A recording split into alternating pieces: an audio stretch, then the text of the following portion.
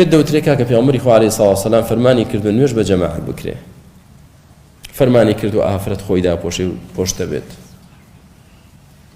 هەیە گاڵتەی لێ دێ، هەروەکو خۆی کە نایکا گاڵتەشی لێ دێ.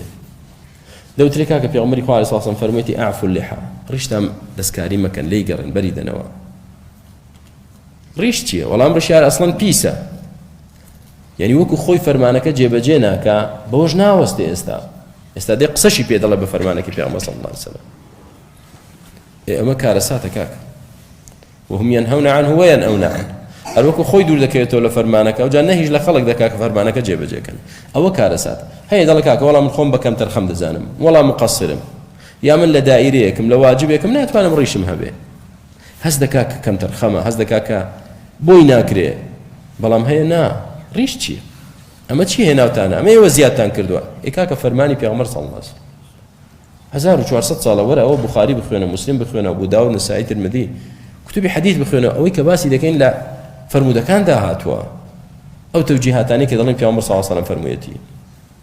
ئێستا تۆ چۆن دەڵێ ئێوە هێناوتان و ئێوە دروستان کردووە؟ من تاوانی ئێمە چییە کە مامۆستایەک مامۆستای ئاینیە و ئیمام و خەتیبە و 12 عیلمە ڕۆژانە دەبێ موسی لێدا و گوێزانی لێدا و ڕیشی بتاشێ؟ یاخەرە خۆیت کەم تەرخەمە.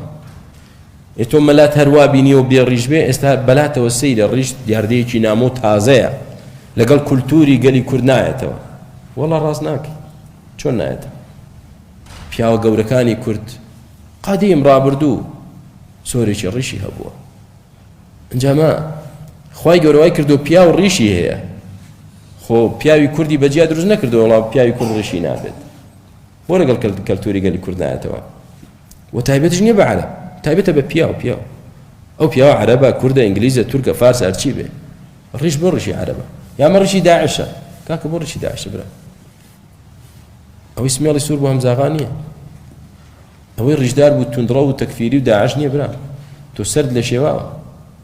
ئەگەر وا بکەی دەڵێن هەر بێ ڕیشێکمان بینی زینای کرد، کەواتە دەڵێن هەرچی بێ ڕیشن هەموو زیناکارە، وا دەڵێت.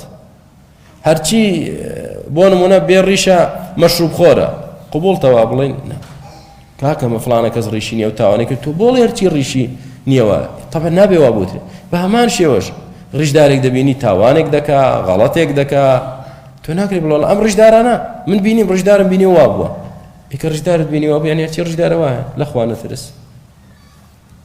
کەواتە سەرپێچیکردنی فەرمانی پێغەمبەری خوا عەلەیهی سەڵاتو وەسەلام لە دنیا فیتنەی بەدواوە، جا فیتنەکە یا لە لاشەتە، یا لە ماڵتە، یا لە دینەکەتە، کە بێت و ئەو کەسانی ئاوا گاڵتە بە ئەمری پێغەمبەر دەکەن عەلەیهی سەڵاتو وەسەلام، فیتنە تووشی دینەکەیان دەبێ، بەرەو هەڵدێر و گومڕایی و سەرلێشێوایی و ئاخی شەڕی دەڕۆن. ئەو یوصیبەهم عەذاب ئەلیم، یان سزایەکی بە ئێش و ئازاریان توش دەبێ، جا چ لە دنیا چ لە قیامەت. کەواتە فەرمانی پێغەمبەری خوا عەلەیهی سەڵاتو وەسەلام بۆ وجوبە کە فەرمانی کرد جێبەجێ کە براکەم بە گوێرەی توانات. کەواتە برام سەرپێچیکردنی فەرمانی پێغەمبەری خوا عەلەیهی سەڵاتو وەسەلام ترس ناکە. یعنی ئەمڕۆژ لە ژیانی ڕۆژانەمەدا کە پێ دووترا پێغەمبەری خوا عەلەیهی سەڵاتو وەسەلام فەرمانی بە ئەوە کردووە، بە گاڵتەوەری مەگرە، بە کەمی مەزانە، ئەسڵەن سەرپێچیکردنەکەی تاوانێکی گەورەیە. چ جای گاڵتە پێکردنیشی ئەمە زۆر موسیبەتێکی گەورەتر.